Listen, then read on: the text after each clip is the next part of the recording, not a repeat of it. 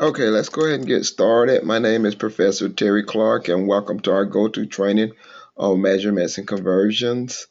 Um, this training is going to probably take about an hour to an hour and 30 minutes. Then we'll leave the remainder of the time for Q&A, questions and answers about Alex or the pending project that's coming up soon. Okay, so with measurements, the first place we're going to start is that with exponential notations, um, which are very important, and we need those exponential notations to measure things that are uh, exponentially large and exponentially small. Okay, so the first place we start is with our base system or decimal base system of 10. Okay, 10 is our base system, and so it's unique. If we multiply anything by 10, it's simply moving the decimal. Our number system is actually called the Dewey Decimal number system, and it's based on units of 10. So a base of 10 is synonymous with the decimal moving to the right or to the left. Okay, so anytime you think of our a base of 10, and when I say a base of 10, that means to multiply or divide by 10. It will cause the decimal to move to the right or left. For instance, if we multiply three tens together, okay, starting from 1, we're simply going to move the decimal 3 places to the right, and we'll come up with 1,000. Okay, for every place we move, for every base of 10 we multiply together, we simply move the decimal 1 place to the right. And the same way with dividing. Any number raised to the power of 0 is 1, regardless of what the number is. So if we were to take x and raise it to the power of 0, our answer would be 1. Any number raised to the power of 0 is 1. Okay. 10 to the third power is simply 10 times 10 times 10, which equals 1,000.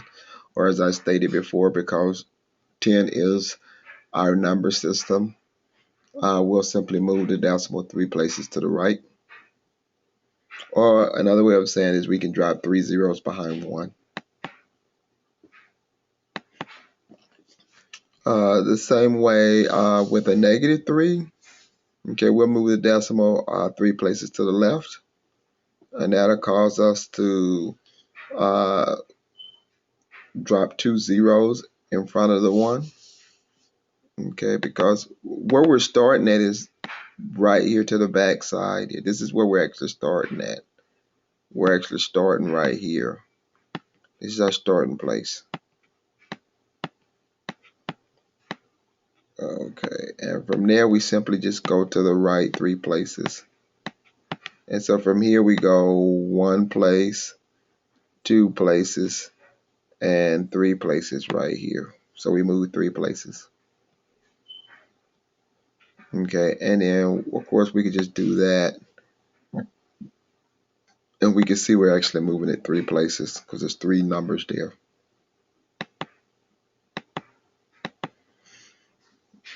Okay, anytime we have a negative exponent, it's going to result in a decimal or a fraction. Okay, anytime we have a negative exponent, it's going to result in a decimal or fraction. Anytime we have a positive exponent, it's going to result in a whole number. Okay, so we have 10 to the -7th. That means it's going to be a decimal. A 10 to the -7th is also, 1 over. And here we're just going to drop 7 zeros back here.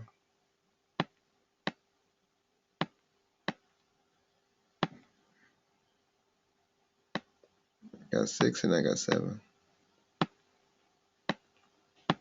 And I'm just putting a comma that'll separate everything. So that's 1 to the 10 millionth power. Okay, that's 1 over 10 million. So when I express it as a decimal, that's going to be the 10th place, 100th place, thousandth place, 10,000th place, 100,000th place, millionth place, and then the 10 millionth place. Okay, so that's the way we write it. Okay, understanding how fractions and decimals work, we know that the place value dictates ultimately what the decimal will be and ultimately what the fraction will be too when we're working with a base of 10.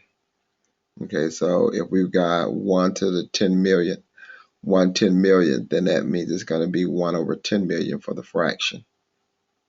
Okay, another way of looking at it, because math is also the study of patterns, if it's written as a fraction, it's going to be 1 over 10 million because it's going to be 1 over 1 with 7 zeros. Okay, so if as a fraction, it's going to be 1 over 1 with 7 zeros. And as a decimal, it's going to be a 1 with 6 zeros.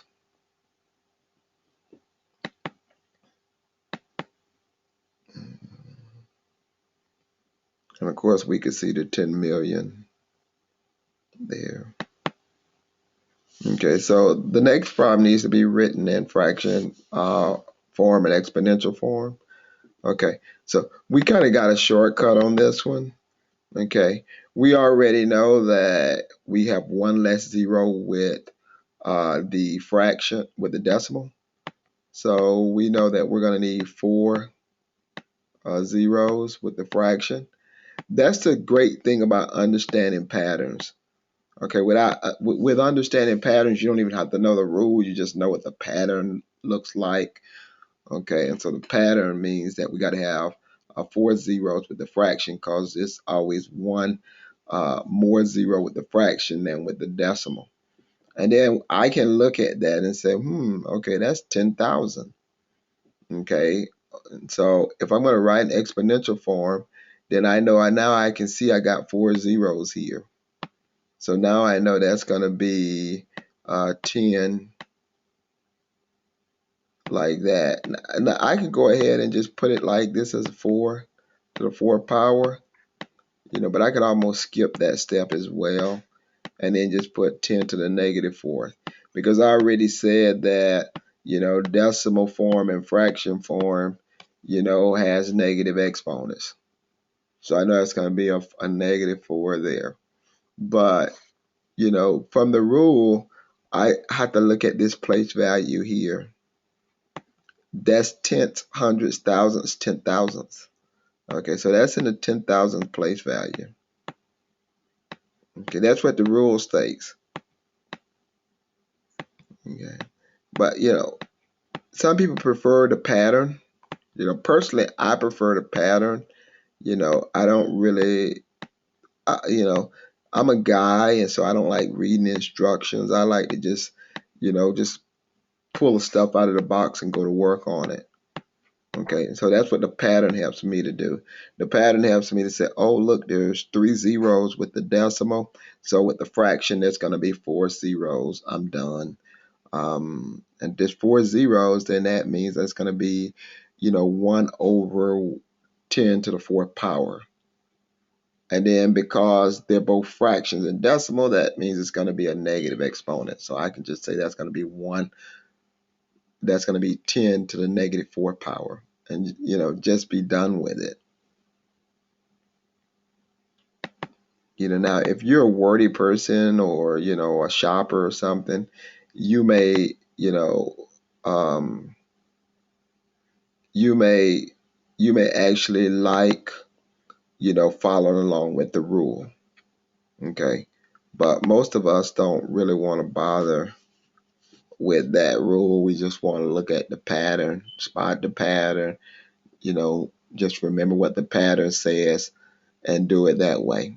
I know what the rule says because I've obviously paid attention to the rules before. But once I say, okay, that's the rule, now show me a quicker way of doing it. Show me the pattern of doing it.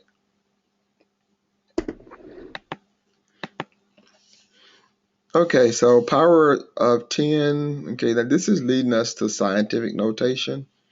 And notice what they're saying is that we're multiplying 53,000 by 10 to the third power. Now see how they're expanding this 10 to the third power, and then that's going to be 1,000. Then they're going to multiply that by 0.053. Okay. Now another thing that we could do to make that easier, we can just kind of focus in right here on this 3, because this 3 tells us that this decimal right here is going to be moved 3 places to the right. Okay. And this -4 right here tells us that the decimal right here is going to be moved 4 places to the left. So we can see 2 of them here, and then we need another 2 places to make 4. And that's how we come up with that answer. Okay. So let's say we had something like this: 7.582 times 10 to the 7th power. Because I know the pattern, I'm not about to sit there and expand 10 to the 7th power, 10 times 10 times 10 times 10, on and on and on. This 7 tells me that this decimal has to be moved 7 places. And that's what I'm going to do. I'm just going to move the decimal 7 places. Now, we said that a base of 10 and the Dewey Decimal System, which is our number system, are synonymous with each other. So anytime we think of a multiply by a base of 10, we just automatically think about decimals. Okay, so I'm going to move it 3 places here. Then I need to move it 4 more places. So I'm going to put in 4 and then just drop 4 zeros here. So my final answer is going to be 7,582,000. Well, no, I take that back. I got too many zeros for that. 3. Okay. I should have a comma here and then a comma here. So that should be 75,820,000. Okay, so that should be 75,820,000. Okay, my numbers are right. I just put the commas in the wrong place. But the pattern helps us to solve the problem so much faster.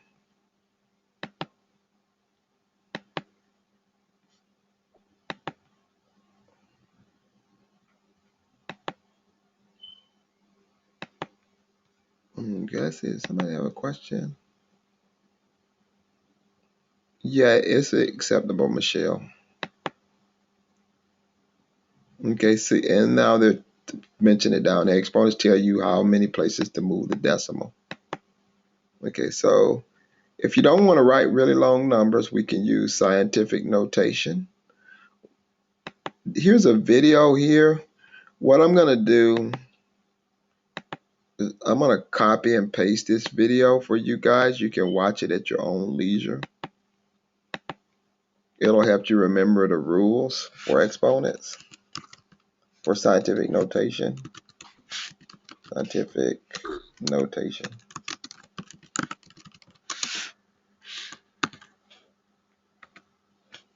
Okay, so that'll help you with the rules for scientific notation.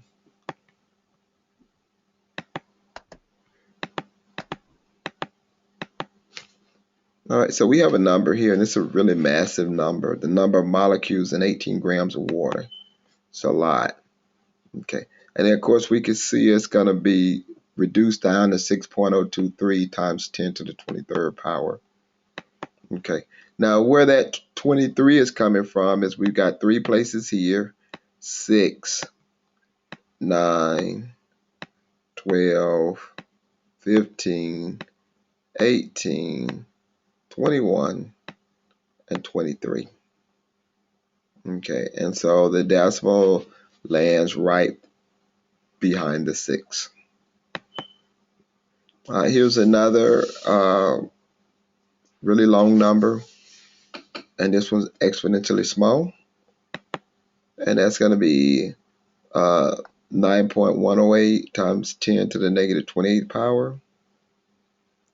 Okay, and that's because we had to move the decimal 28 places to the right. Okay, so the rule states that we should always have one digit before the decimal place. So in this case, the 1 is the digit before the decimal place, and that's going to be 1.9 times 10 to the second power. Okay, now neither one of these numbers right here are in scientific notation form. Okay, the first one's not in scientific notation form because you don't have one number in front of the decimal. You have no numbers in front of the decimal. The second one is not in scientific notation form because you have two numbers in front of the decimal. Okay, so the rule says you can only have one number in front of the decimal. Okay, so let's go back and I'm going to clear that for a second. So to make this problem scientific notation form, we've got to have one number in front of the decimal like that.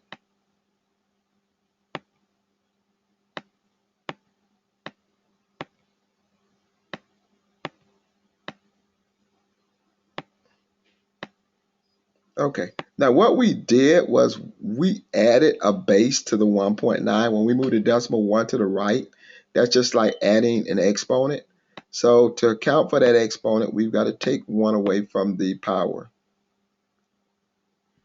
And so that final answer is going to be 1.9 times 10 to the second power. And then our second one, we're going to move it 2.45. Okay, now we took a place value away. We took one place value away. We went from 24 to 2. So since we took one away, to offset that one we took away, we've got to add it to the power. Okay, so that the scale will stay balanced. If we take one from one place value, we add it to another place value. Okay, so we take and add, take and add, take and add to keep the thing balanced. And what we're trying to do is keep the problem in the same place. And so that's going to leave us with 2.45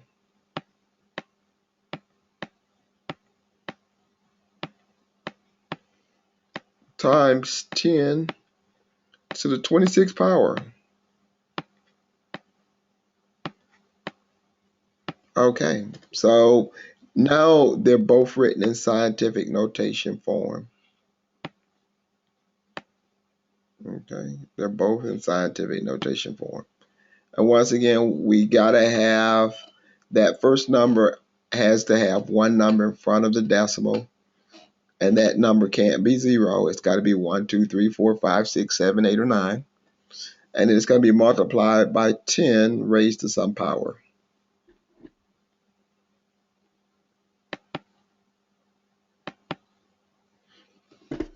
Okay, so I'm going to give you guys a chance to write this first one in scientific notation form. The diameter of the planet Mercury is 3,100 miles. So you guys see if you can write that in scientific notation form.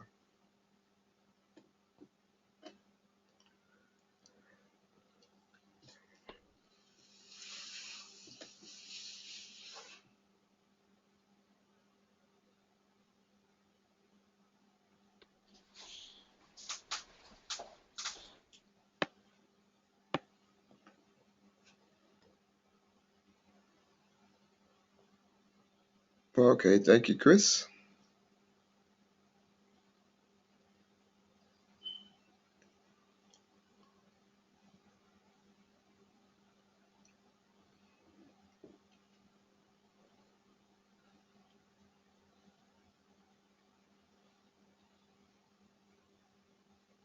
Okay, thank you, Tabitha.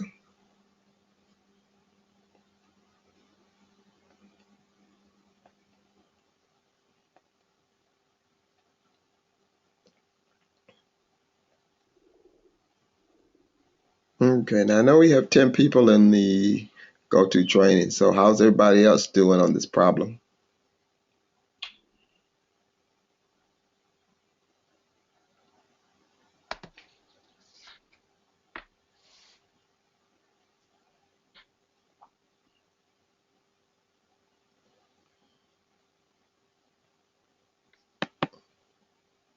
Okay, how's everybody else doing with this problem? April, Brandon, Andrew, Jose, Latria. Okay. Okay, so I need you guys to put your answers in the chat box.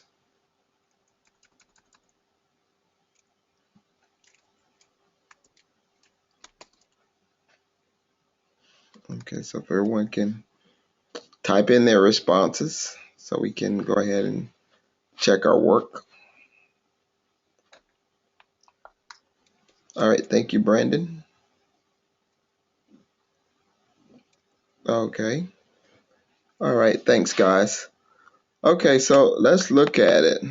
Okay, so the first one is going to be 3.1 times 10 to the third power. Now, when you're writing it out, if you don't have the use of an exponent or power, which we want in this format, we'll end up going 3.10 times 10, and we'll use the shift 6 and the 3. Okay, so that's how it's written. Okay, and that's shift 6. And the reason why we use shift 6 because that's how we find the power on a graphing calculator.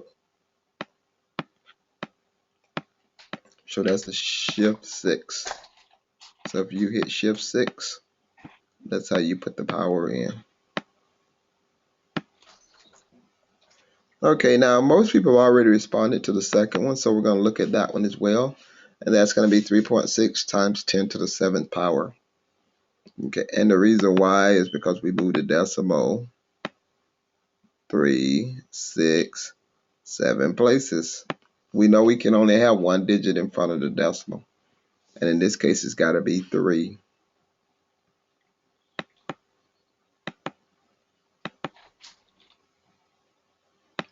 Okay. So in this case, we have a number written in scientific notation, and we're going to write it in standard form. Now, standard form is the way we typically see numbers. Okay, a standard is what's normal or what's expected. Okay, so here we're going to write that in standard form. Now, to write it in standard form, we simply move the decimal 12 places to the right, because multiplying by a base of 10 is the same as moving the decimal to the right. Okay, and so we move it 12 places to the right. We see we come up with a new number in standard form. When we're multiplying by 10 with a negative power, then we're going to move it to the left. In this case, it's going to be 3 places. Okay, because as stated before, a base of 10 is equal to moving the decimal to the left or right, depending on whether it's negative or positive. Okay, so we move it 3 places to the right. Left, I'm sorry. Okay, so here's a number here that needs to be written in scientific notation form. We're going to move the decimal 2 places to the left to get it done. And that'll give us 10 raised to the second power. And here's another one. Now on this one right here, we already got a base of 10 here, but we're going to add another one once we move the power. Okay, and so we moved it 1 place to come up with 3.25. So that's going to be another multiplication of 10, which will add to the 3. And then that'll give us 3.25 times 10 to the 4th power. And another way we can just do it, okay, we move it 1 place here. And because we take 1 from here, we add it. We add the 1 here. Okay, so that's how we come up with a 4. we take 1 and add 1 so that we still have the same problem or the same number. Okay, so next we're going to deal with the customary and the metric system. That's going to be really important. We're going to see the customary and metric system. And working with project 1, we're going to be asked to increase and decrease measurements in project 1 using inches and meters. Okay, the metric system is used by about 90% of the world.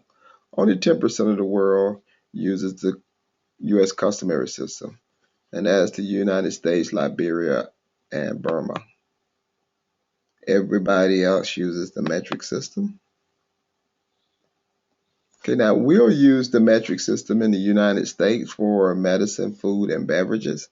If you look at your food or beverages, if you pull a gallon of milk out of the refrigerator, you'll see that it's also being converted to liters, or to the metric system, should I say. Okay, if it's something really small, it'll have milliliters on it.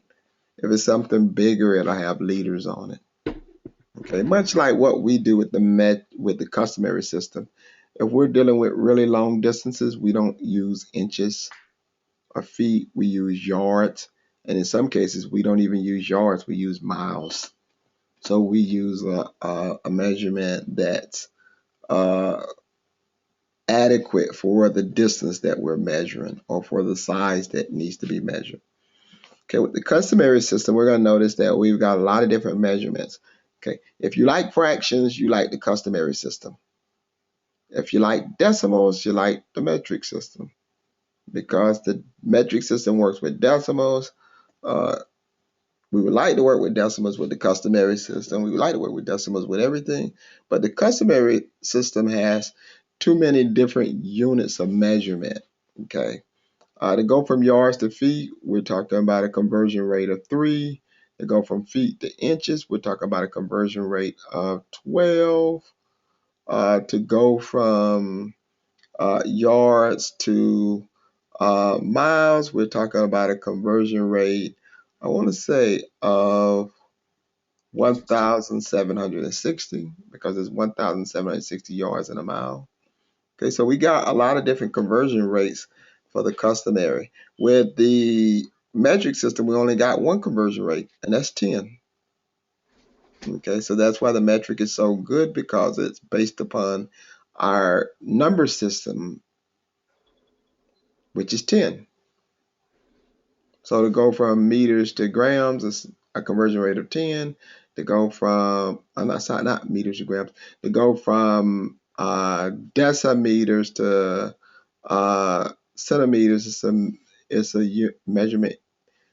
It's a conversion rate of 10. To go from centimeters to millimeters, it's a conversion rate of 10.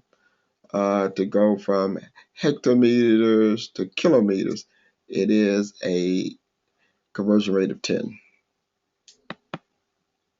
Okay, so we can see with our metric system here, all the conversion rates are 10. Okay, the move from one unit to the next one, from here to there, is dividing by 10.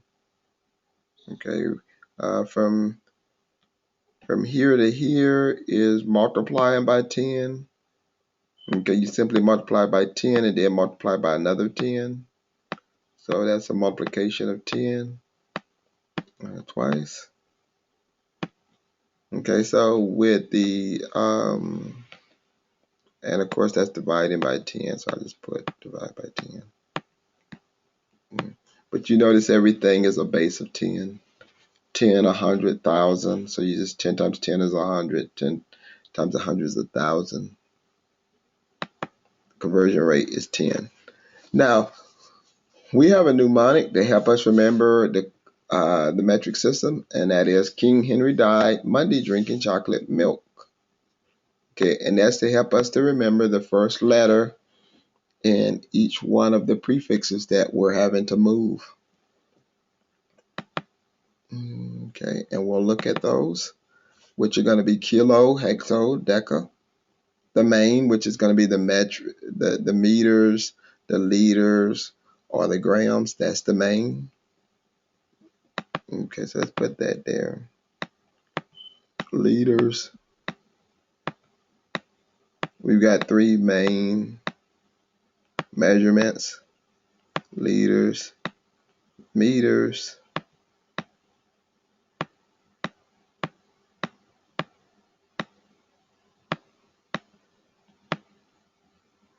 and gram. Okay, liters measure volume, meters measures distance, and gram measures mass. And mass is similar to weight. So we have these three different measurements. We've got distance, we've got volume, and we've got mass. Okay, and then we got the prefixes: kilo for 1,000, hecto for 100, deca for 10. And then of course for the main measurements, they're only one. And then the deci is 1/10, the centi is 1/100, and the milli is 1/1000th. So those are very small. So it takes a lot of millimeters, milliliters, and milligrams. So when you go to the doctor and they prescribe you some kind of fluid, it will be in milliliters. When they prescribe you some kind of pill, it's going to be in milligrams. So that shows you how small the medicine actually is that they're giving you, because too much medicine can be fatal. Okay, and so we can use this stair method to convert from one unit of measurement to the next. Okay, so if we wanted to go from 300 centimeters to meters, we would put the 300 centimeters on the stairs at the 300 centimeters. And then we would move it to the left to get to the meters. Okay, so we start at the 300 centimeters on the stairs. So we're right here. This is where we're starting, on the stairs. And then we're going to just move it to the left, because we're moving it to the left because we're going this way. Here, and then we're going to go here. So that's why we got to go to the left. And so that means the decimal is going to go to the left each move.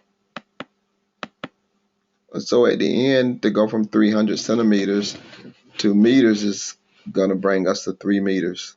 3 meters is equal to 300 centimeters.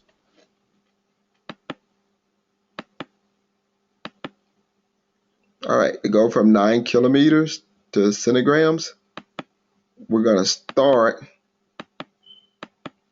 at 9 kilograms, which is up here. And so we got to go this way. So that's to the right. And then we can see that's, 1, 2, 3, 4, and 5 moves to get there. It takes 5 moves to get from kilograms to centigrams.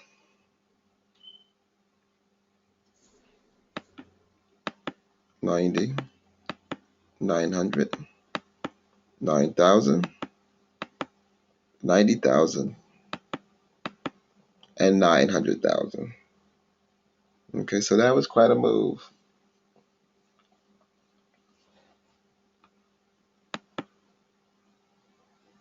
And so 9 kilograms is equal to 900,000 centigrams. Okay, here's just a little sense of humor. I got you 10 roses. I believe strong relationships are based on the metric system, because the metric system is based upon units of 10. All right, so when we're looking at area conversions for areas, okay, to find the area of anything, we've got to multiply. Okay, and so we got 1 centimeter times 1 centimeter equals 1 square centimeter.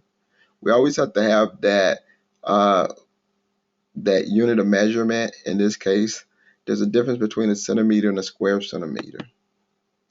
Okay, now we're going to convert that to millimeters.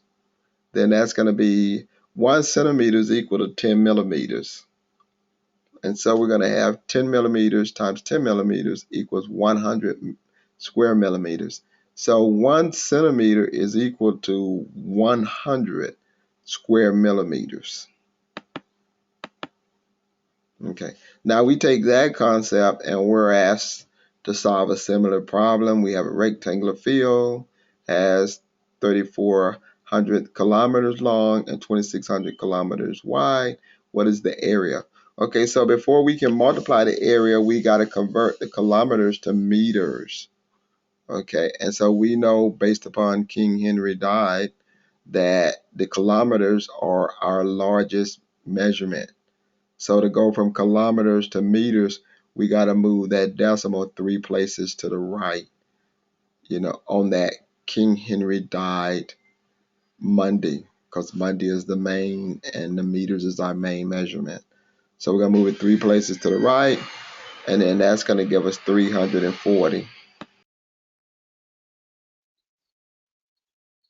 Okay, and then we're going to do the same thing with the 2,600 kilometers. We're going to move that 3 places to the right as well. Okay, so we're going to convert the kilometers to meters, and then we'll multiply those two answers together. Okay, and so when we do it, we have 340 meters times 260 meters, and then those get multiplied together, and now we have 88,400 square meters.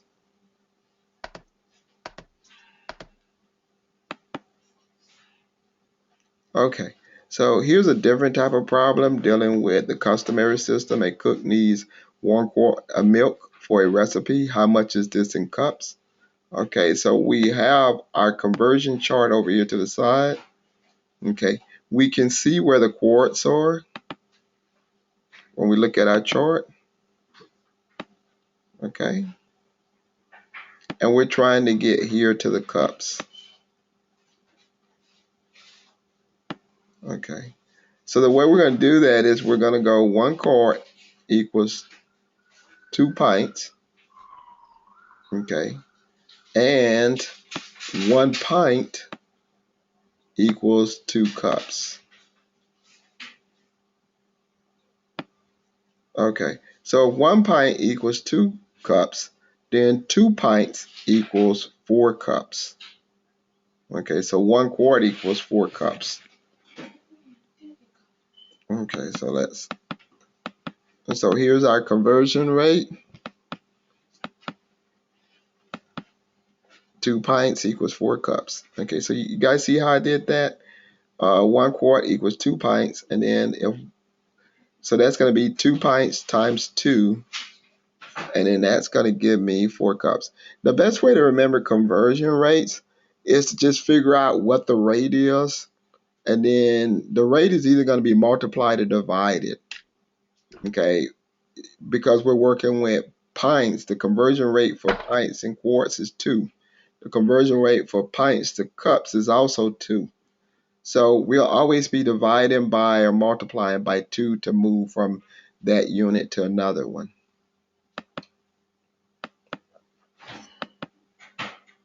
Okay, so here's an example. How many centimeters are in 4 inches? Now, centimeters and 4 inches right here. So our conversion rate is 2.54. Okay. And so what we'll simply do is we'll say that 4 is either going to be multiplied by 2.54 or it's going to be divided by 2.54. In this case, it's going to be multiplied because we're trying to go to centimeters, and we know that we need a larger number for centimeters versus inches because the conversion rate shows us that as well, 1 inch versus 2.54 centimeters. So we got 4 inches, then we know that the centimeters is going to be larger. So we're going to say 2.54 times 4. And then that gives us 10.16 centimeters.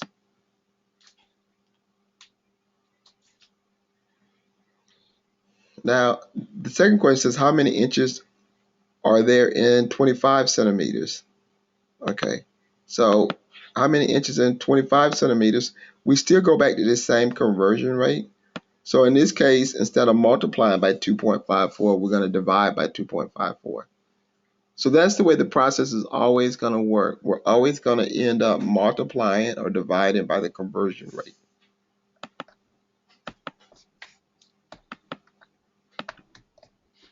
Okay, a cloth is 39 inches long. How long is it in feet and inches? Okay, so the conversion rate in this case is going to be 12 because 1 foot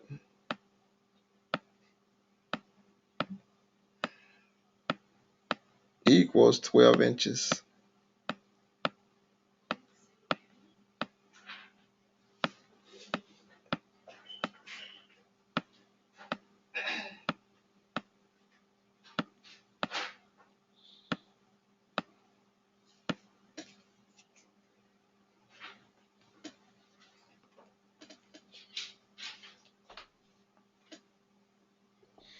Okay, so in order to convert here, we're going to have to divide by 12. Okay, now we're going to use long division to do this.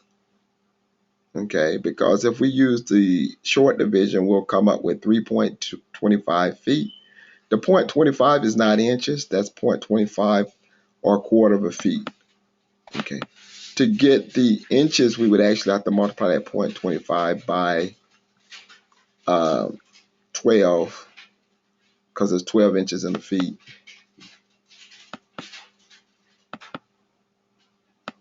Okay, and so if we do the long division like we're doing over here on the slide, we can see that we've got 3 feet here and then 3 inches left out of the 39 inches.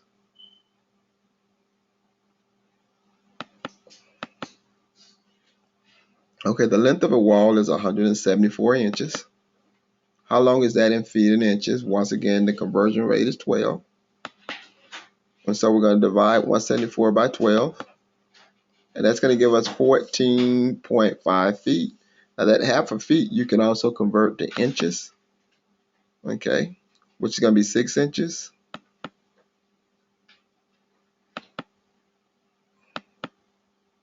Okay. But once again, we can use long division to go ahead and just do the division, and we'll be left with 6 inches at the bottom. We have 14 feet and 6 inches. Okay, with our measurements, looking at things from the eye is not a great idea. Sometimes we can be fooled just by looking at things from the eye. Things that look different can be very similar. Okay, and so it's just good to use measurements to be more consistent and more exact. That's what the math helps us with.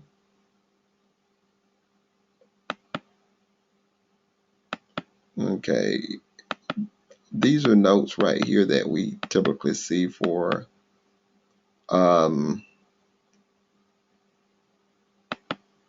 these are notes that we typically see for attendance. So if you're face to face, just be reminded of those that you need to sign in 4 times in your class.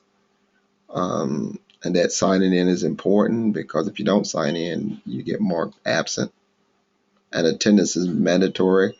That's for our face to face or our campus students. The online students don't have to worry about the attendance stuff. And that if you have more than 6 hours out, you fail for attendance. And that if you got an excuse, then you're going to need documentation from the course director for approval. Okay. Let's skip past that. Okay, so our next concept is going to be geometry. Before we do the geometry, we're going to take about a 5-minute break. Okay, so we're going to take a 5-minute break, and then we're going to come back in 5 minutes and get to the geometry. So we'll be back at 2:55. Okay, so at this point, we're going to be looking at geometry. Geometry is the study of shapes and sizes. Okay, a very important concept in math. I think geometry pretty much covers everything in our known universe that we can physically touch or see. Okay, and that's why everything is math. Okay, half of the world is covered by algebra, and the other half is covered by geometry. Okay, so with geometry, we're going to start with our very basic concepts, angles. Angle is a shape formed by 2 lines or rays diverging from a common point, which is the vertex. Okay, we can use a protractor to measure angles. Okay, angles are measured in degrees or radians. You'll see both of those on your scientific calculator. Typically, for the most part, we'll deal with degrees in this class. If you ever take trig, you'll see radians. Okay, so we'll look at certain types of angles because of their special features. Okay, an acute angle is an angle that is less than 90 degrees, and that's angle C. An obtuse angle is 90 degrees or more, but we say it's less than 180, which is a straight line. So an obtuse angle would be angle B. And a right angle is exactly 90 degrees. Okay, and typically that's going to be angles A and D. When we identify angles, sometimes we identify them by their vertex. So when we say angle B, what we're talking about is the vertex for this angle is at B. Because this angle has three sides to it. It's got two sides to it. It's got AB, which is this is one side right here. A to B right here. And then it's got BC, which is right here. So we could name it CBA, or we could name it ABC, or we could just name it by its vertex, B. So when we're saying angle B, we're saying B. Okay, so if you ever see in a book where you got ABC and you got a line over it, that's angle ABC, and it's referencing the same angle as if we were talking about just angle B. That's important because the notation, is a little different, but it's important to know all the types of notation. Okay, so we can just say, we could just say angle B like that, or we could say angle CBA. Okay, but angle B and angle CBA are the same angle. Okay.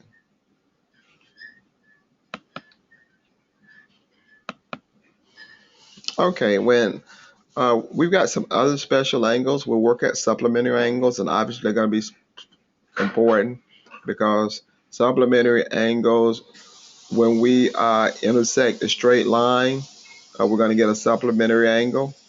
Okay, so supplementary angles share a straight line, and when you add them up, they equal 180 degrees. Also, complementary angles. When we intersect a 90-degree angle, we're going to get complementary angles. Okay, if one angle is 50, the other angle is 40, because 50 plus 40 equals 90. Okay, if an angle measures 54 degrees, what is the measure of its complement? And 54 plus 36 will give us 90.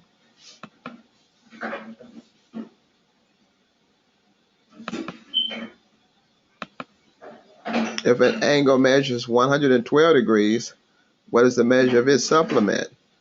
And the supplement can be found by taking 180 minus 112, or adding the two angles together and making sure they equal 180. So 180 minus 112 is 68. And of course, if we add 112 and 68 together, we get 180. Other angles that we'll see that are important besides the supplementary angles will be vertical angles. Okay, vertical angles will share the same vertex or the same endpoint. In this case, angles 1 and 6 are vertical angles, and they have the same degree.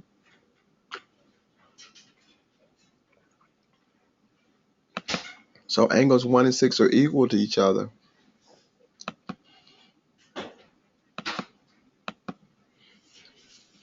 Other geometrical concepts we'll see are polygons. Okay, a polygon is a closed plane figure bounded by straight lines. They have 3 or more sides, and all the sides are straight. For regular polygons, all the sides and angles are equal in measure. Okay, so we have some other polygons like triangles, quadrilaterals, pentagons, hexagons, heptagons, octagons, and nonagons, and then decagons. Okay, these are all polygons as well.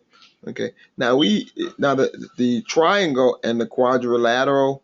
Okay, an equilateral triangle is a regular polygon, but the other ones are not because all the sides are not equal. Okay, a square is a regular polygon because all of its sides and angles are equal, but the other quadrilaterals are not because all the sides are not equal. Okay, so you're gonna see triangle twice, one for the other polygons and then also for the regular polygons as it relates to an equilateral triangle. Okay, so there's an equilateral triangle there, and it's a regular polygon. But now an isosceles triangle, a scalene triangle, they are not regular polygons. Okay, a rectangle, trapezoid, kite, rhombus, they're all quadrilaterals, but they're not regular polygons either. Okay, in order for it to be a regular polygon, all the sides and angles have to be equal.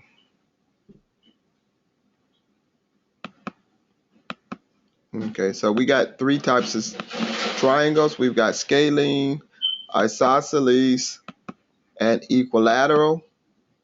Okay, with a scalene, none of the sides are equal. Okay, with an isosceles, two sides are equal. With an equilateral, all the sides are equal. Now, also it's important to note that all equilateral triangles are also scalene. Not scalene, why would I say scalene? All equilateral triangles are also isosceles triangles as well, because an isosceles has to have at least two sides. That means two sides or more.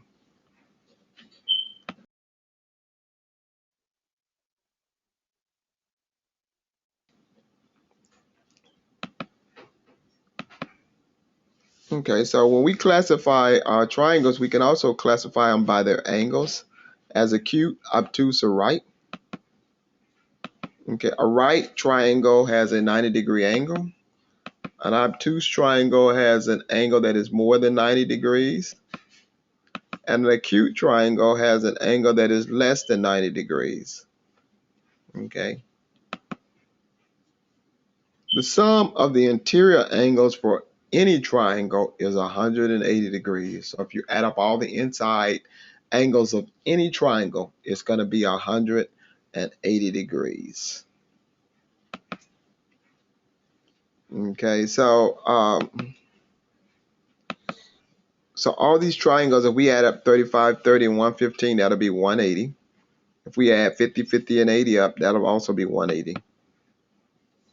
Okay, so sometimes we'll be asked to find an unknown angle. Well, if we know all the sides are 180, then we can just add up what we have, which is 50 plus 70 will be 120.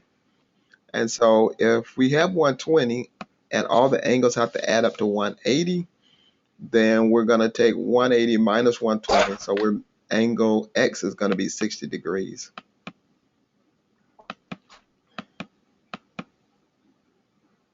Okay, or we can say 120 plus 60 equal 180.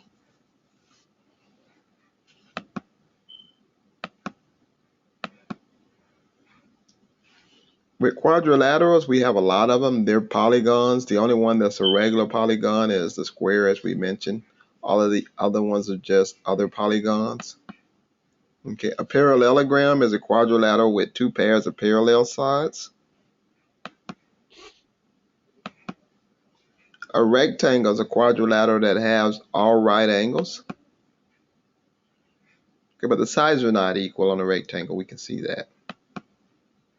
A square is different because all the angles are right and all the sides are equal.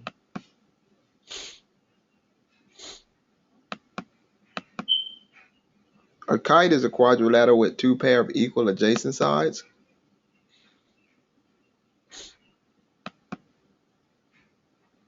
A rhombus is a quadrilateral having all four sides of equal length. Even though the sides of a rhombus are equal, the angles are not. A trapezoid is a quadrilateral having exactly one pair of parallel sides. The two sides that are parallel are called the base of the trapezoid. Okay, and we can see the base right here. This is a small base, and that's the big base. Okay, and parallel means that they go side by side without ever intersecting. The ones on the side, if they keep going, eventually they will intersect. Besides the polygons, we'll also see polyhedrons. Polyhedrons are a solid formed by plane faces and is three-dimensional. Polygons are two-dimensional, and polyhedrons are three-dimensional. So we have a prism. That's a polyhedron with two polygonal faces lying in parallel planes, and with the other faces rectangle. Okay, and so there's an example of a prism. Here's another example of a prism. And then we also have a pyramid.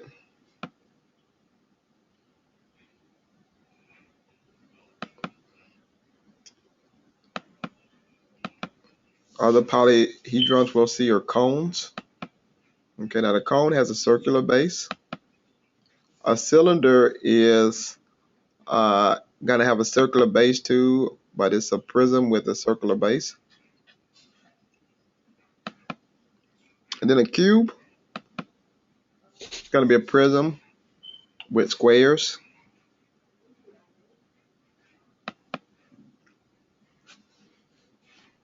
Okay, this is the features of any polyhedron. Okay, we have faces, that's going to be the flat surface.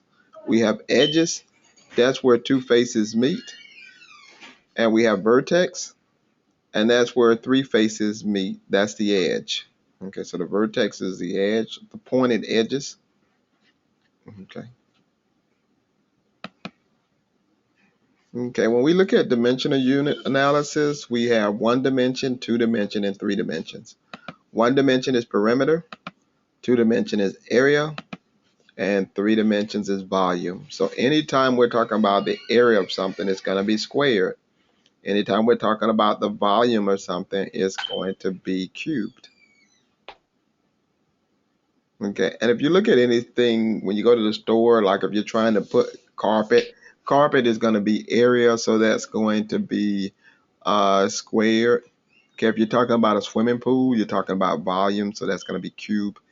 If you're talking about water, anytime you're talking about water, that's going to be cubic. Okay. With perimeter, we simply add up the sum of the lengths of the sides. The outside is the perimeter. Okay, so we can add up all those sides, and that'll give us 39 meters. With an area, we multiply the length and the width. Okay, to get the interior. And in this case, it's going to be 24 square millimeters, 6 times 4. Okay, we're going to have some formulas for area. There are also some formula sheets in Alex. Okay, on the resource link. Okay, so we got length and width, length times width for the square and the rectangle. For a parallelogram, we've got the base times the height. For a triangle, we got 1/2 the base times the height. And a triangle is just a square or rectangle cut in half. So that's why it's half the base times the height. For the trapezoid, we've got 1/2, the sum of the bases times the height.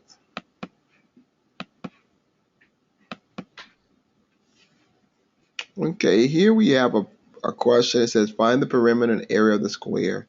Be sure to write the correct unit in your answer.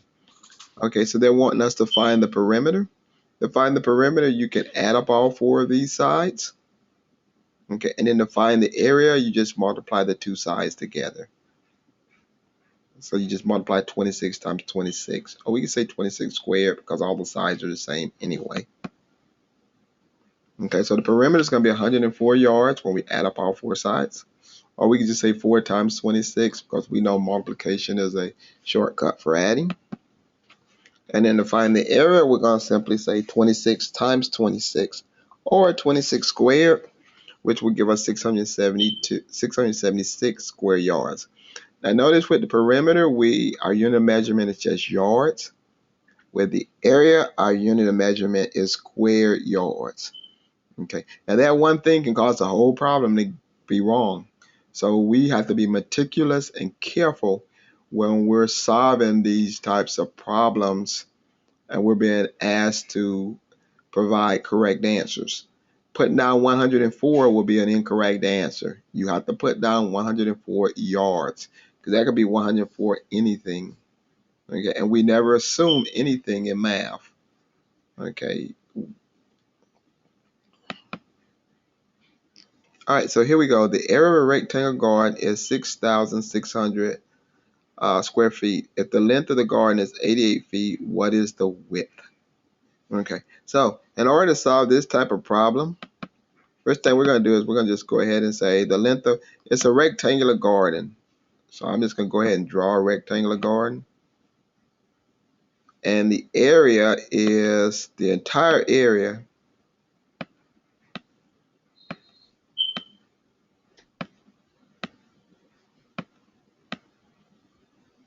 is 6,600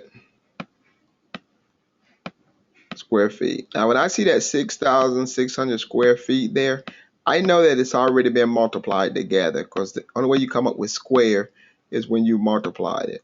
Now, they're saying that the length is 88.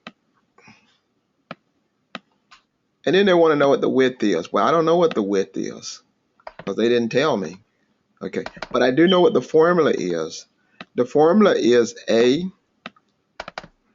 equals W times L, or L times W, it doesn't matter. Okay, so I'm going to put, I got the 6,600 here, and I'm going to put the length first, the 88 feet. And I don't know what the width is, but it's W. Okay, all right, so there it is. Okay, I've got the area was provided to me at 6,600. The length of 88 feet was provided to me. The only thing I don't know is the width. Now, in order to figure out what the width is, this becomes an algebra problem because algebra helps us to find the unknown.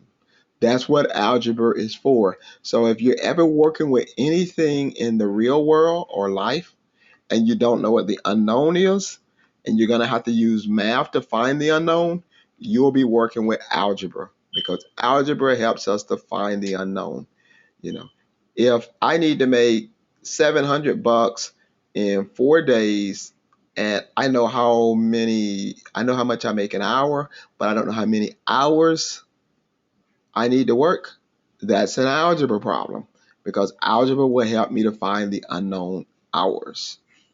Okay, if I'm trying to lose weight and I know how many pounds I want to lose, and I know how many days I'm wanting to lose that weight in, but I don't know how many calories I've got to lose, that's an algebra problem because algebra helps me find the unknown calories.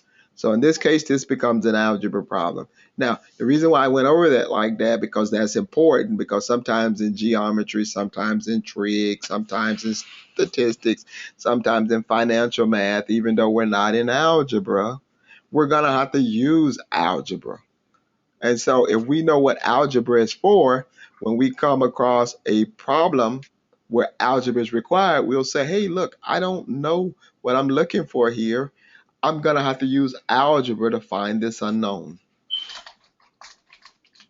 Knowing is half the battle. Okay, so I'm going to use algebra. Now, what does this look like in algebra? It's a linear equation. 6,600 equals 88W. So what I'm going to do is I'm going to use what I know about linear equations. I'm going to divide 88 from both sides. And then that's going to give me my answer. It's going to tell me what W is. Let's see. So if I got 88 and I got 6,600.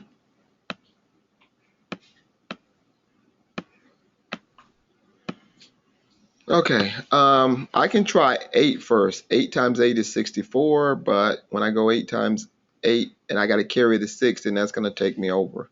So I'll try 7. 7 times 8 is 56. And so I'm going to put a 7 here. And then let's see, now when I do the math here, I've already did the 8 in my head and I know that I'm going to go over with the 8, so I'm not going to even worry about it. That's going to be 56. I'm going to carry the 5. Okay, that's going to be 56 plus the 1 makes 61. Okay, so that's 616 here. Then I'm going to subtract. Okay, that's going to be, I mean, you can't take it because you got to borrow 1 to put it here, 10. So that becomes 5 minus 1 is 4. And then that becomes 4. 8 times 5 is 40. And so I know that, you know, another 8 will give me 44. So I already know that's going to be 5 because I'm good with multiplication.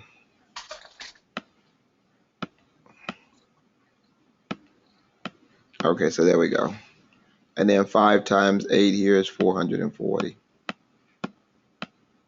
Okay, so what that means is that the width is 75. 75 times 88 equals 6,600 square feet. Okay, if you got a calculator, use a calculator on it. Okay, so we'll go back. And there's all the wonderful math. All right, so here's a figure shown below. It's a parking lot. And they want to know how much pavement will be needed. Okay, so you guys see if you can do this one. So how much pavement would be needed for this problem?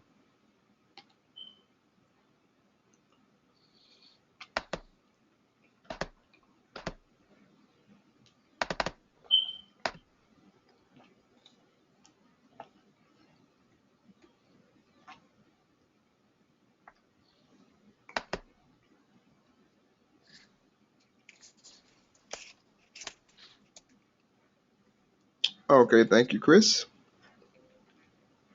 And thank you, Tabitha. And Brandon, thank you as well. Okay, and thank you, Jose and Andrew, for your responses. Okay, your answers are looking pretty good. I like the fact that everyone put in the square yards. Okay, so that's great. I like the fact that everybody put in the square yards. Okay, because we are talking about the area here when we're talking about the pavement. So we're talking about area. So obviously we're going to multiply the two together. And congrats, you guys did an excellent job on this problem. You came up with 6,072 square yards. Okay, now, what if we look at this problem again and we said a chain was around the lot? How much chain will be needed?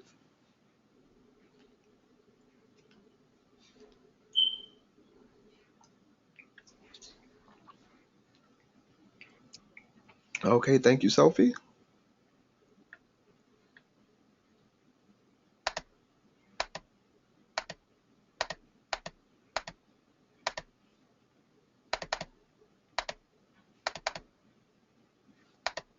Okay, thank you, Chris and Jose and Tabitha. Again, I like the fact that everyone's using the correct unit of measurement here, which is yards and not square yards. Okay, because we're clearly talking about a perimeter problem. Thanks, Andrew. We're clearly talking about a perimeter problem here. So we're going to add up all of the sides.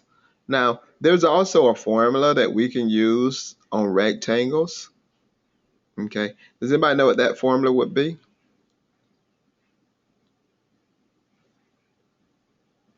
What's the formula we use to find the perimeter for rectangles?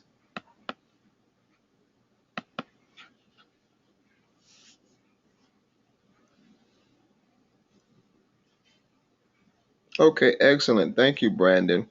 P equals 2L plus 2W. Okay, so that's the formula. Okay. And so we can say 2W plus 2L or 2L plus 2W. We come up with the same process. Okay.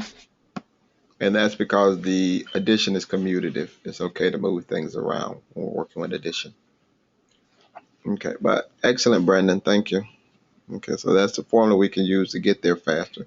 We just say 2 times 88, 2 times 69, add them together.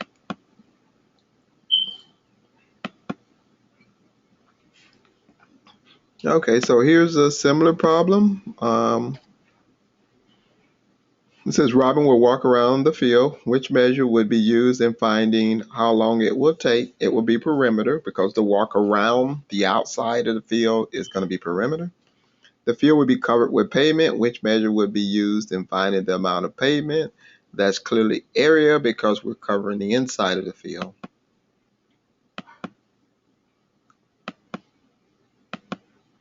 Okay, we have another problem here. The length of a rectangle is 5 times its width. If the perimeter of the rectangle is 96, find its area.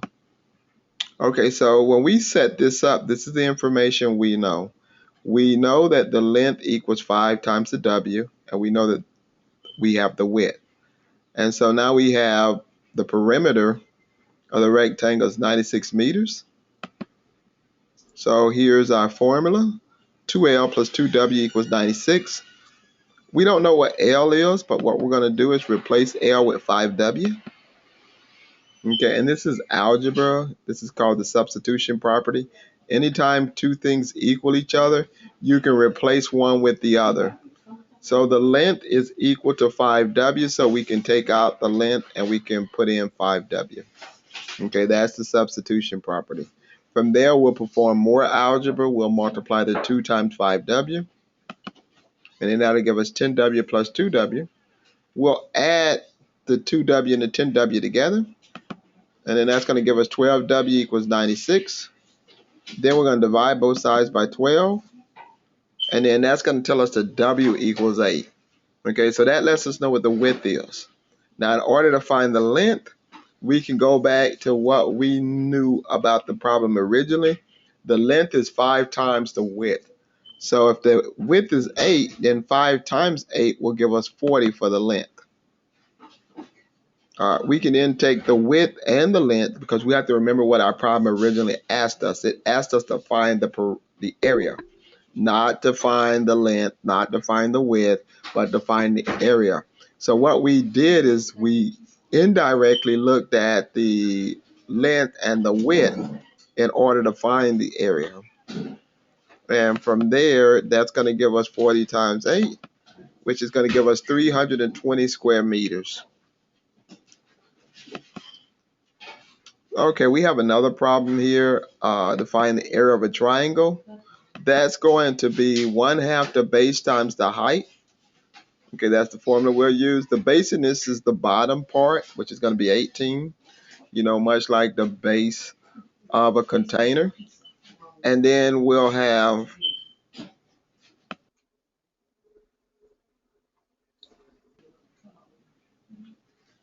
okay, so we'll have a triangle, which is 1/2 the base times the height. Now we're going to go 18 for our base, 5 for our height. And then that's going to be 5 times 18 is 90. And then 90 times 1/2 is going to be 45.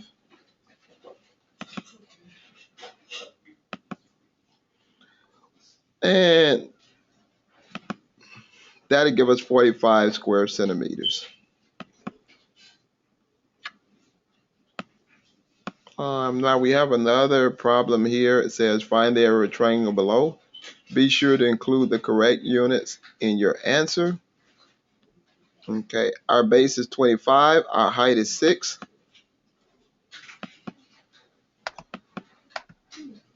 25 times 6 in this case will be 150. And then 150 times 1/2 is going to be 75. And then that's going to be 75 square yards.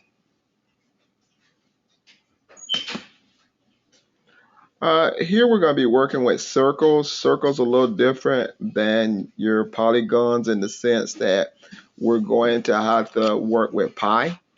Okay, pi is an irrational number. It goes on forever and ever. Okay, pi can also be rounded or approximated at 3.14.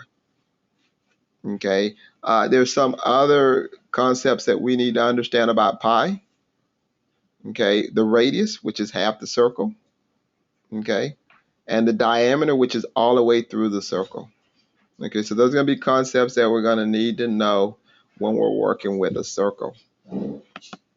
Okay, and so we'll see an example here of the diameter where it's going all the way through the circle. Sometimes we'll be given the diameter, but the formula will require us to use the radius. And then sometimes we'll be given the radius, but the formula will require us to use the diameter. So it's very important for us to understand the relationship between the radius and the diameter. We can see that the radius is half of the diameter, okay, and that the diameter is twice the radius. Okay, so when we look at pi represents the relationship between the circle's diameter and its circumference. And here's the symbol for pi. And of course, pi is an irrational number that goes on forever and ever, which is 3.1415926535 continuously. Okay, we approximated an Alex at 3.14. Okay, so that's important to understand when you're working with these types of problems, that pi is approximated at 3.14. We've used computers in the past to calculate pi to 2.4 trillion digits past the decimal. Okay, so we've used computers in the past to calculate it to 2.4 trillion. So that's a lot of digits. Okay, that's almost as old as what scientists have thought that uh,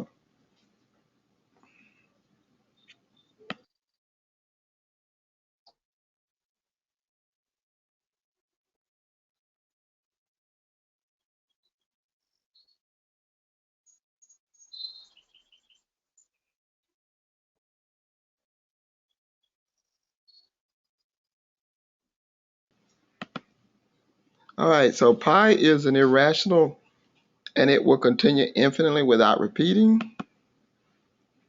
We're going to skip this sound of pi. What I'll do is I'll take the links and send them to you guys, and you can look at them at your own leisure.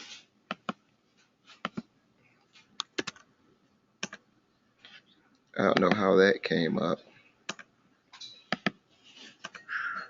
Okay, so that's one of the links. So if you want to look at that, you can look at it. We got the sound of pi, and we got what pi looks like. And that's it.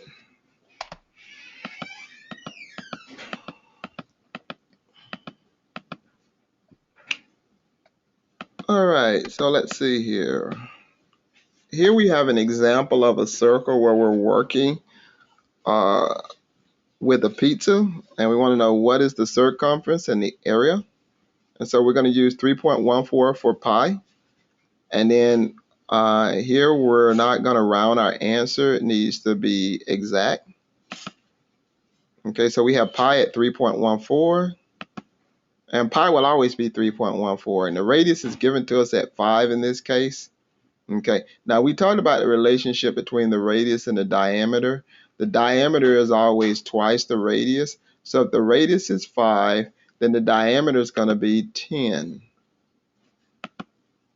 Okay, so to solve this problem, what we'll do is we'll use our formula for circumference.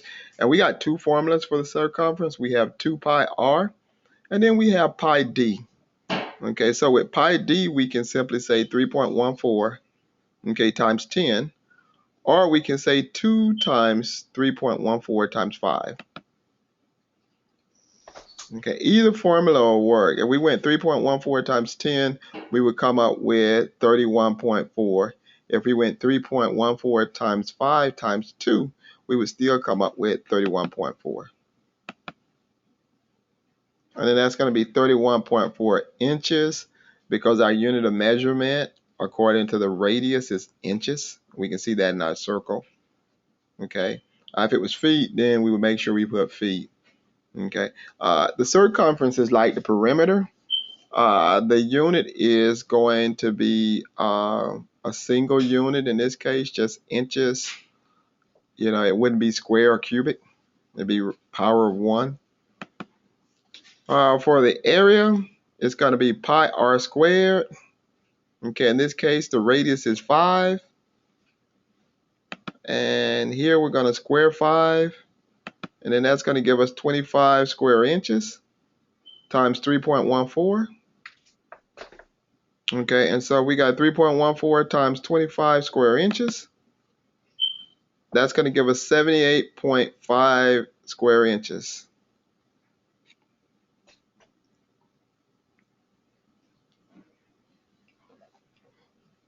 Now notice with the area we put square inches there because we're talking about area again. So that unit of measurement is very important. Math teachers are real sticklers about having the correct unit of measurement. If you don't put the correct unit of measurement, the answer is going to get marked wrong. Alex will mark it wrong too. All right, so here we have another geometry problem. We get a chance to put some concepts together here. We've got 3 shapes combined. So what we can do is we can figure out the area of all these 3 shapes and then add them together to figure out the area of the entire object. Okay, so this first one's going to be a rectangle. And I'm just going to put rec in here. The second one's going to be a trapezoid. So I'm going to put trap. And then the last one is going to be a square. So I'm just going to put SQ. So we got to know 3 formulas. We got to know the formula for a rectangle. We got to know the formula for a trapezoid. And we got to know the formula for a square. Okay, the formula for a rectangle is going to be length times W. And so in this case, that's going to be 6 times 9.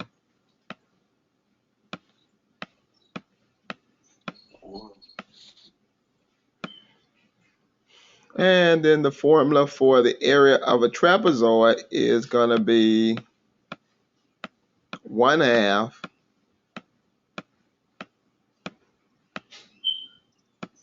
the small base. Now the small base is 3. Okay, where's that coming from? I'm pulling it straight from the square here. And the big base in this case is going to be 6. Okay, now where did I get the 6 from? I took the 9 and subtracted the 3 that wasn't included on the rectangle because I just need this part of the rectangle. Okay, and so that part of it is going to be, even though I got the entire thing here at 9, I don't need the entire 9. I got to take out the 3 part of it because it's not part of the trapezoid. That's going to be plus 6. And then I'm going to figure out what the height is. Okay, the height can be figured right here. Okay, now so the height's going to be 15. I'm going to subtract out the 6 and subtract out the 3. So that's going to be 9, 6 again.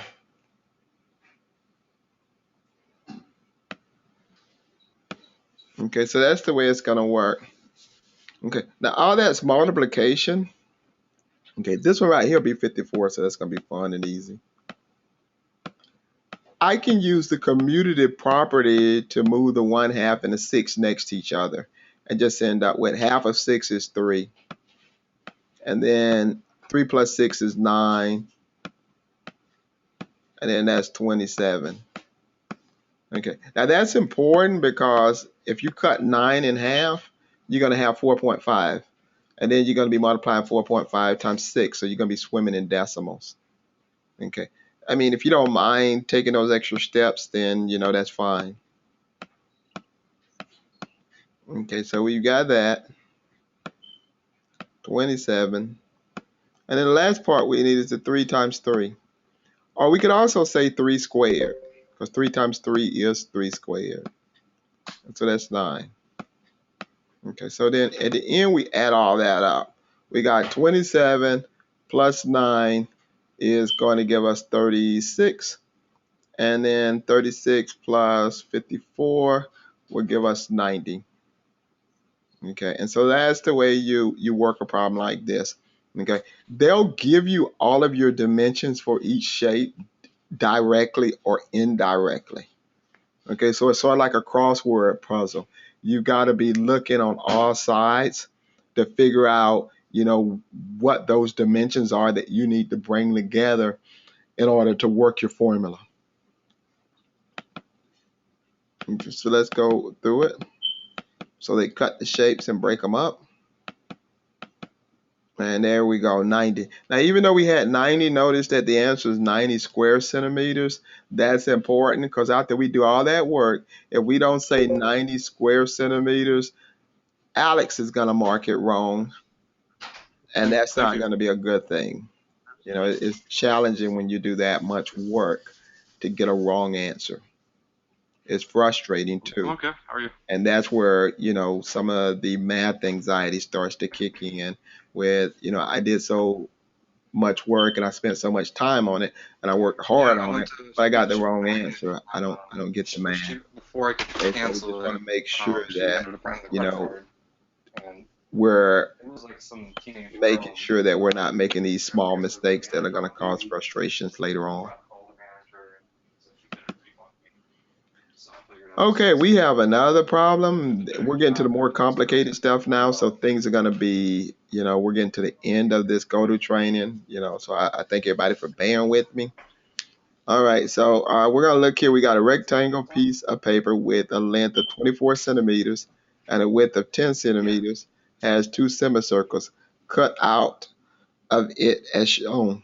So they want us to find the area of the paper remaining. Okay, and then they want us to use 3.14 for pi and do not round your answer. Be sure to include the correct unit in your answer. So what they're wanting us to do is they're wanting us to find the area of the paper that's remaining. So that's this part right here. This is what they're wanting us to find.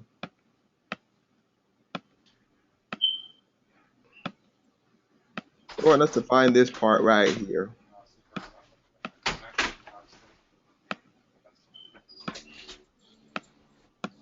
Okay, so they want us to find that part. Now, in order to find that, if they cut something out, the word cut out means to take away. Okay, because if something gets cut out, it's been taken away. You're not going to get to keep it. So what we got to do is we got a rectangle. I'm just going to call it a rec because I'm trying to save from writing. And then we're going to subtract a circle. Now, I know you guys are thinking that there's a half of a circle on that left side. But if you take that half a circle on the left side and that half a circle on the right side and bring them together, that's going to be a full circle. Okay, so what we got to do is we got to subtract the formula for the rectangle from the formula for a circle. Okay, now they're going to give us some information. Okay, when we look at the rectangle, we've got the length is going to be 24. Okay, and that's straight along the side. The diameter and the width are the same. Okay, they're both 10. So the width and the diameter are both 10. So both of those are the same for you. So you can see that. Okay. And remember what I said, they're going to give you some things indirectly.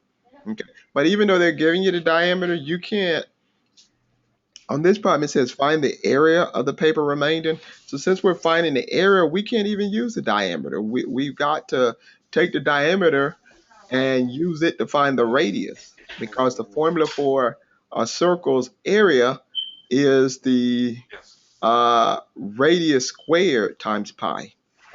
But we're going to say, we know we always got the pi part when we're working with circles. I did not. 3.14.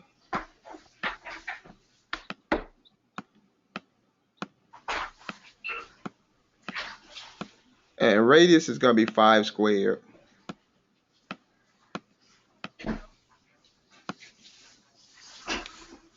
Okay, so that's going to be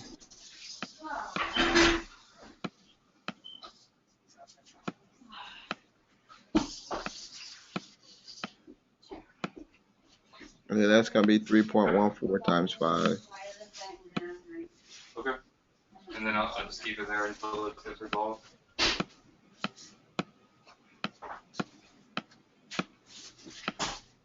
Thank you.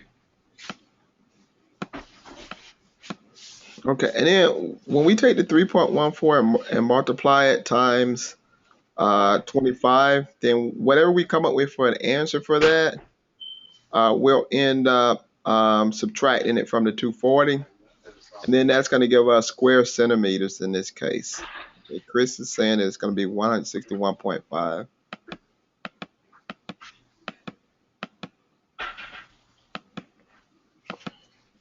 And guess what? You're right, Chris. It's 161.5 square centimeters. Okay, so that's how we find the area when we're working with shapes. Sometimes we'll be adding the two shapes together. Sometimes we'll be subtracting the two shapes. All right, so here's a perimeter problem. Okay, now in the last problem we subtracted. In this problem, because it's a training field and it's designed by joining a rectangle and two semicircles as shown below, the rectangle is 93 meters long and 70 meters wide. What is the length of the training? Okay, so this one right here we're gonna have to add because they want to know the length, which is the total length of the rectangle and the circle. Okay, so we can see we got two things going on here. We've got the circle, I mean the rectangle, which I'm gonna call rec, and then we gotta figure out what the circle is.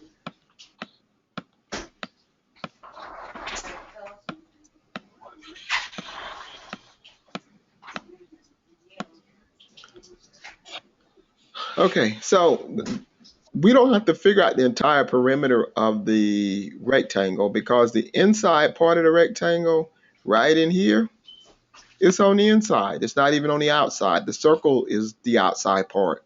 So we don't have to do that. We can just simply go 2 times 93.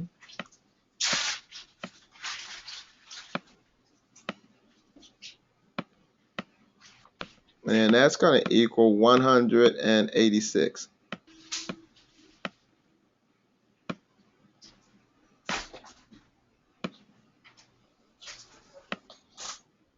Meters for that part. All right, then we got to add the circle to it. So the circle in this case, that 70 is the diameter. And we can use the diameter for the circumference of a circle. So we can say 3.14 times 70.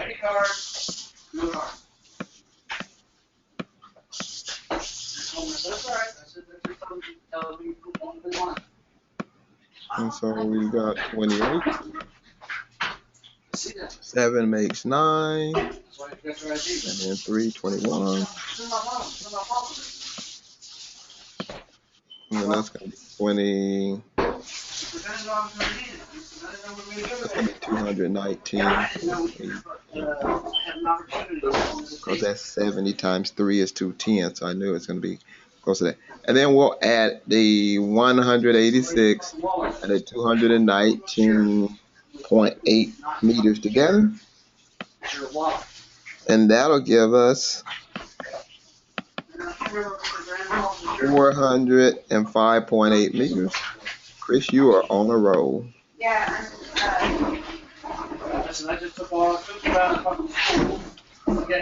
Okay, so the next concept we'll look at is volume, the amount of space occupied by a three-dimensional object or region of space expressed in cubic units. We have cylinder.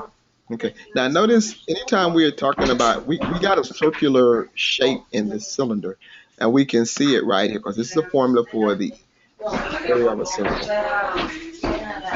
that cylinder has a circle in it. The cone has a circle in it too, because we can see it right here.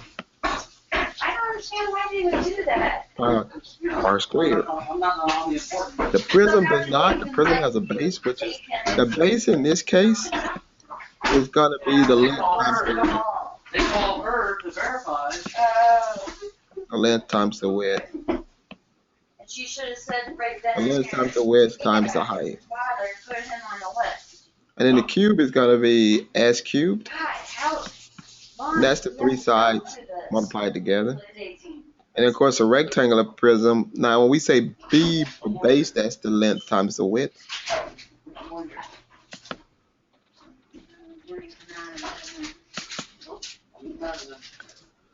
Okay, so we're wanting to find the volume of this rectangular prism here. Okay, now the height is clearly 5. And then the base in this case is going to be the length times the width. So this is the height. And then here's the base. That's 6 times that. And then we'll multiply that by it. So 6 times 7 times 5. Now, probably 6 times 5 is 30. And then 30 times 7 is 210 cubic feet. Okay. And so notice we had to put that cubic feet there. Now you notice how I move the numbers around. That's called commutative property of multiplication. Some numbers are just more compatible to multiply together. When you multiply them together, the math is easier, especially when you're not using calculator. All right, here's a problem right here. This is a cylinder. Okay, now that cylinder has a circle in it. We can see the circle right here. That's a circle. And so a circle is going to be pi r squared. That's going to be Come get your kid or have your people pick him up so they can take him. the area of the circle is going to be pi r squared. So it's going to be pi r squared.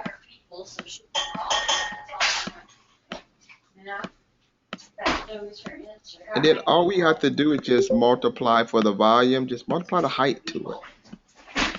So we just take pi r squared and multiply the height to it, which is 8. H for the height. So we're going to take 3.14, multiply it by 3, and then multiply 8 to that. Yep, and he's a fucking asshole that he can piss my ass too.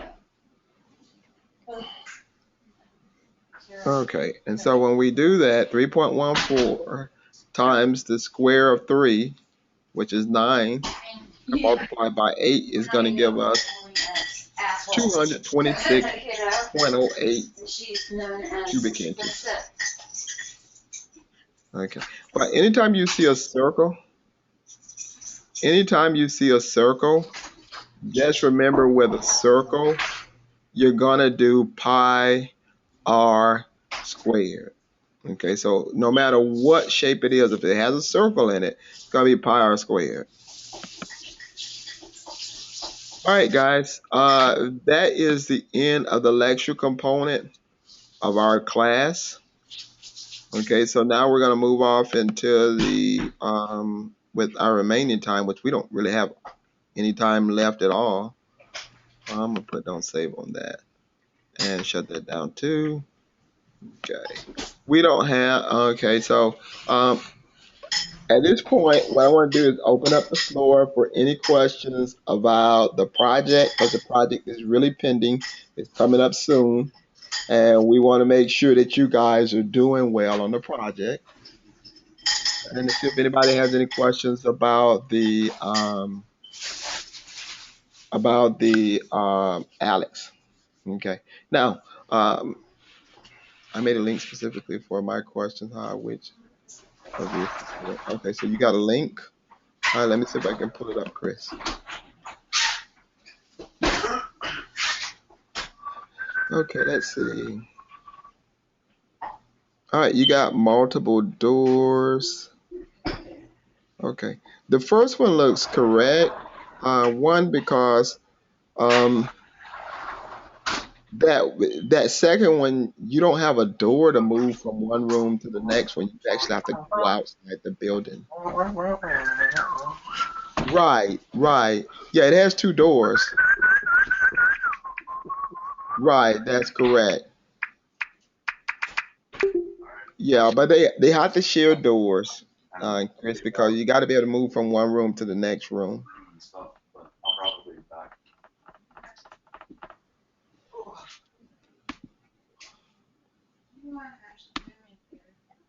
Yeah. But Chris, on another note, I don't think anybody's gonna look at that part of it.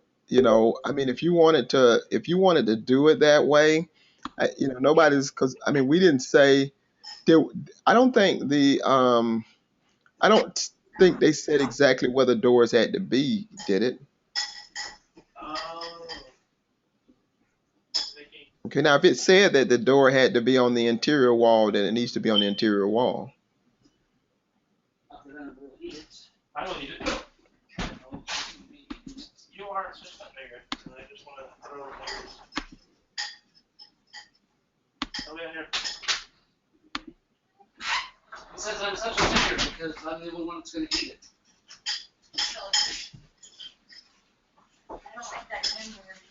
it. For Alex, let me pull up Alex, but I want to say you have to have three slices done. Because the first three slices, I think it's another three slices, but let me pull it up and make sure.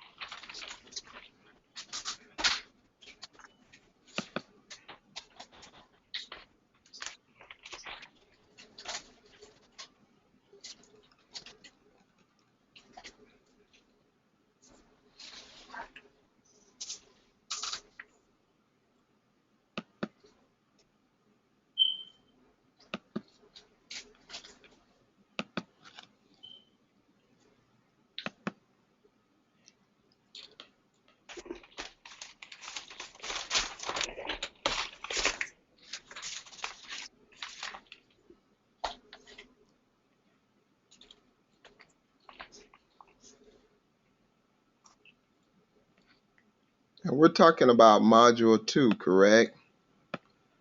Uh, okay, the next four. Okay, let's see. I want to say it's three for sure.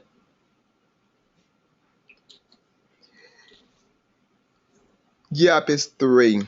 You have to have the geometry and measurements done, the variables and exponents done, and then the equations, inequalities, and graphing done. So that's the next three slices need to be done for module two.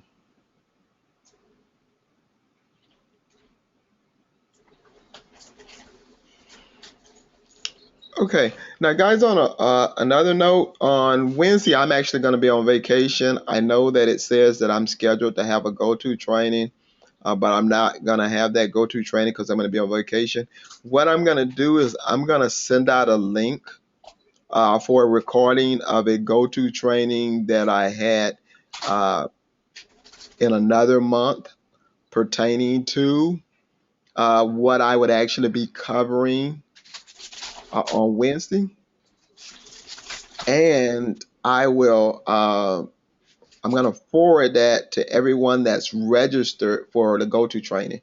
Then once I forward that link to everyone, I'm going to actually end up canceling that go-to training. But I wanted everyone to get a copy or have access to the information for that go-to training via it'll be a recorded session. Okay, let's see. Is this acceptable blueprint? Let's see.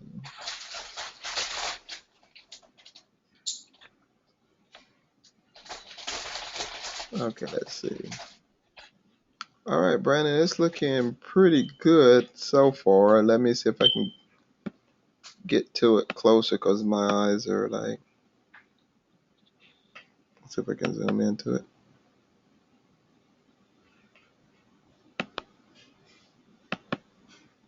Okay, I can see your doors.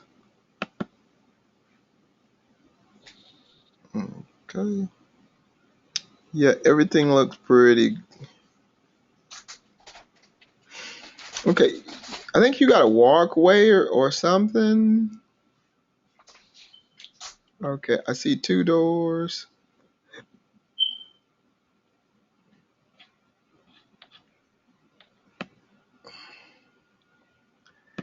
Yeah, I mean, you may want to get with your teacher on that. You know, they may be nitpicky about it.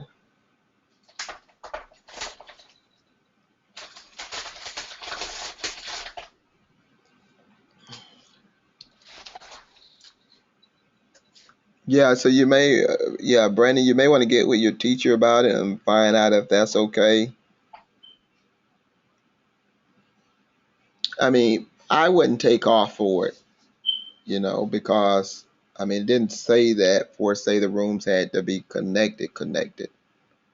Even though it's supposed to be one movie set, one building, but people have been creative in the past.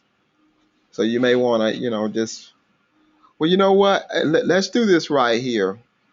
I'm going to tell you it's acceptable. Whoever your teacher is, you tell them that I looked at your blueprint and Professor Clark said it was acceptable. And they'll let it ride because, I said so.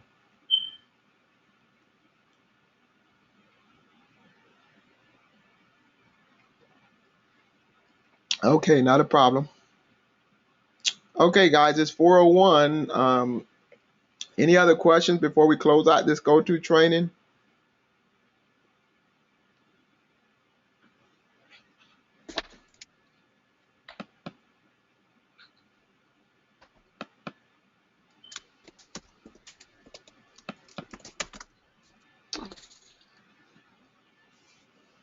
All right, that's great. Okay, if no more questions, we're going to go ahead and close it out for today. I'll see you guys next Monday. All of you guys who are registered for my go-to training on Wednesday, you will receive a link, uh, a recorded version of a prior go-to training covering the same concept that I would be covering on Wednesday. And then that go-to training is going to be canceled. And I'm actually going to do all that tomorrow. All right, so good deal. You guys have a good night. Thanks a lot. I need the vacation time. Definitely need to rest, Brandon. All right, good deal, guys. It was great having you in go-to training. Y'all take care.